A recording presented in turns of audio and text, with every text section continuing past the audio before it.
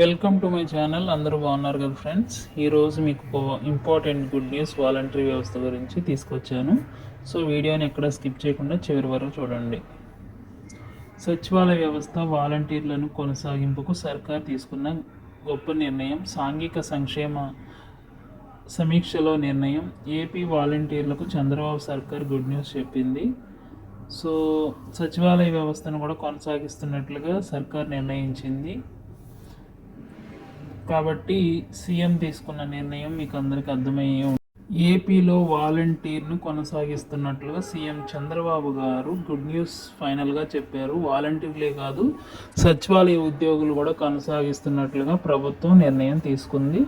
CM Chandrababu Naidu గారే హామీ ఇచ్చారు. సో మీ అందరికీ డౌట్ క్లియర్ అయింది కదా. మొన్న మన వీడియోలో మాట్లాడుకున్నాం ఆల్రెడీ. మీరు వచ్చే ఫేక్ న్యూస్కి వాటికి వీటికి ప్యానిక్ అవ్వకుండా ధైర్యంగా ఉండండి. మీకు ప్రభుత్వం నుంచి ఒక గుడ్ న్యూస్ వస్తుందని నేను రీసెంట్గా ఒక 2 days బ్యాక్ వీడియో తీసాను. దానిలో చెప్పాను వివరంగా అన్నీ. ఆ వీడియో ఏదైతే చెప్పానో అదే జరిగింది, మీరు చూశారు కదా. ఆ వీడియో చూసిన వాళ్ళు, హ్యాపీగా ఫీల్ అయిన వాళ్ళు కామెంట్ చేయండి. అలాగే మన ఇంపార్టెంట్ అప్డేట్స్ గురించి, వీడియోస్ గురించి, ఏపీలో వస్తున్న న్యూస్ కానీ, స్కీమ్స్ కానీ ప్రతిదీ కూడా పిన్ టు పిన్ తెలుసుకోవాలనుకుంటే మాత్రం కొత్త వారైనా పాతవారైనా కాస్త లైక్ చేయండి, సబ్స్క్రైబ్ చేయండి ప్లీజ్ ఫ్రెండ్స్. మీ సపోర్ట్ నాకు చాలా అవసరం.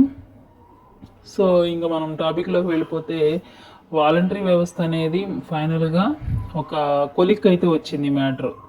ఇంకా సోషల్ మీడియాలో వస్తున్న వివిధ విషయాల గురించి, వాళ్ళ విశ్లేషణ గురించి మీరు ప్యానిక్ అవ్వద్దు. ఏదో ఒక రోజు మీకు ఆల్రెడీ హామీ ఇచ్చింది కదా.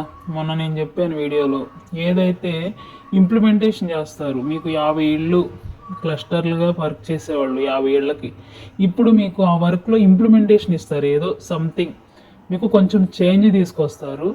అలాగే కొత్త వారిని తీసుకోవచ్చు, మేబీ ఆల్రెడీ రిజైన్ చేసిన వాళ్ళని తీసుకోవచ్చు, లేకపోతే ఏం జరిగిద్ది అనేది మనం చెప్పలేం. కాబట్టి ఊహలొద్దు.